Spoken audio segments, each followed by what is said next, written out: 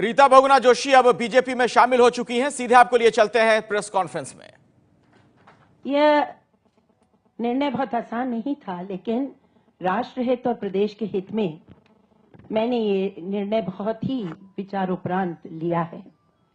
27 साल का मेरा राजनीतिक करियर कांग्रेस पार्टी से इस्तीफा देकर भारतीय राष्ट्रीय कांग्रेस से और भारतीय जनता पार्टी की सदस्यता को ग्रहण किया है। यह निर्णय बहुत आसान नहीं था, लेकिन राष्ट्र हित और प्रदेश के हित में मैंने ये निर्णय बहुत ही विचारोपरांत लिया है। 27 साल का मेरा राजनीतिक करियर है, जिसमें से 24 साल मैं कांग्रेस पार्टी में रही हूँ। सिर्फ 2-2.5 साल कांग्रेस से बाहर रही। मात्र 10 महीने के लिए एक बार मैं समाजवादी में गई, वरना 24 वर्ष मैंने बहुत ही ईमानदारी और निष्ठा के साथ कांग्रेस की सेवा की।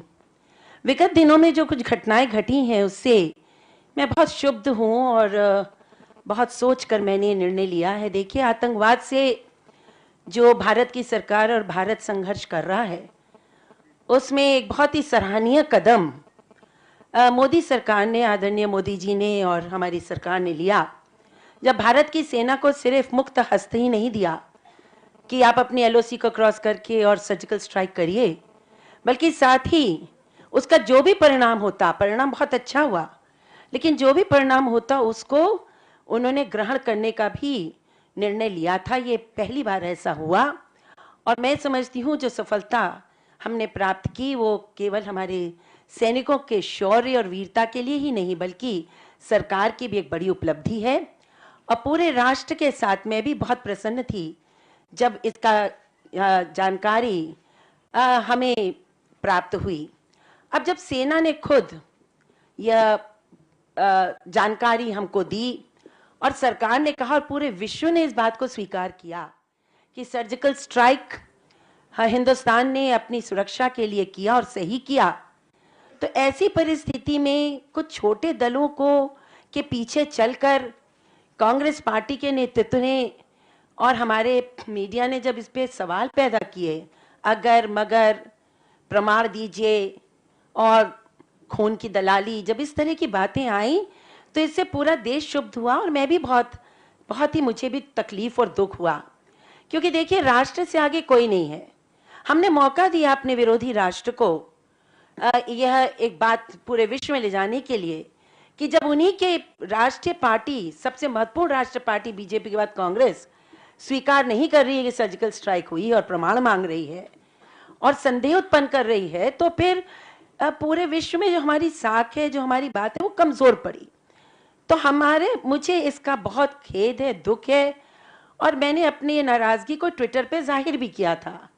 जब मैंने ट्वीट किया था कि हमें संदेह नहीं करना चाहिए और हुआ है, इसको we should celebrate it rather than question it. So I think it was not called for. तो राष्ट्रीय स्तर पर हम मतभेद रख सकते हैं, पर राष्ट्र के हित में मतभेद रखना ये अनुचित था। तो इसने बहुत बड़ी मात्रा में मुझे प्रेरित किया कि मैं ये निर्णय लूं, जो मैं आज आपके सामने भारतीय जनता पार्टी के सदस्य के रूप में बैठी हूं। मुझे ऐसा लगता है कि मोदी जी ने जो अहद उठाया है आतंकवाद से लड़ने के लिए और जो पाकिस्तान की जो मंसूबे हैं उनको परास्त करने के लिए, इस समय नाजुक दौर से हमारा देश निकल रहा है। हमारा ये लड़ाई और ये संघर्ष बहुत ही महत्वपूर्ण है।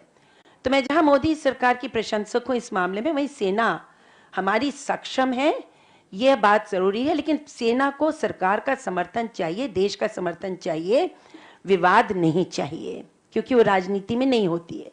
तो मैं सोचती हूँ कि राष्ट्रीय स्तर पर बहुत जरूरी था। फिर प्रदेश के स्तर पर आप जानते हैं कि समाजवादी पार्टी और बहुजन समाज पार्टी ने वहां को, उस पूरे प्रदेश को लूट के नष्ट कर दिया है, बर्बाद हो गया है प्रदेश। वहां पर आप देखिए, गरीबी हो, भुखमरी हो, हमारी स्वास्थ्य सेवाएं हैं, हमारे शिक्षा सेवाएं हैं, हर तरह का माफिया वहां पर शासन कर रहा है। मैं तो कहती हूँ हमारा जो प्रदेश है वहां पर खनन माफिया, भू माफिया और शराब माफिया, ये 3 माफिया बहुत सक्रिय हैं। प्रशासन बिल्कुल नगण्य के बराबर है। लॉ एंड ऑर्डर, कानून व्यवस्था इससे बुरी कभी नहीं हुई जैसी अभी है। इन सब परिस्थितियों से में आवश्यक यह है कि वो इन दोनों ही दलों को मुक्त किया से यूपी को मुक्त किया जाए, इनके कुशासन से मुक्त किया जाए। जातिवाद का इतना गंदा गहरा जहर उत्तर प्रदेश में बो दिया गया है कि आज 20 वर्षों से आप देख लीजिए, चुनाव आखिरकार चल के वो जातिवाद पर आ जाता है। लेकिन 2014 में पहली बार जातियों का समीकरण टूटा, ये बांध टूटे और प्रचंड बहुमत से भारतीय जनता पार्टी ने लोकसभा में 73 सीटें प्राप्त की। उसके उपरांत कांग्रेस पार्टी को जिस तरह से आगे बढ़ना चाहिए था संघर्ष में, हम नहीं बढ़े। मैं लगातार पार्टी में इस मुद्दे को उठाती रही 3, साढ़े 3, 4 साल कि हमारा संघर्ष कमजोर है। इन दो दलों से मुक्त अगर उत्तर प्रदेश को कराना है तो बहुत ही सक्रियता की आवश्यकता है, परंतु वो नहीं हुई। संगठन बिल्कुल निष्क्रिय पड़ा रहा, प्राय कुछ काम नहीं किया और अंततोगत्वा ऐसे हालात हो गए कि पीके का सहारा लेना पड़ा।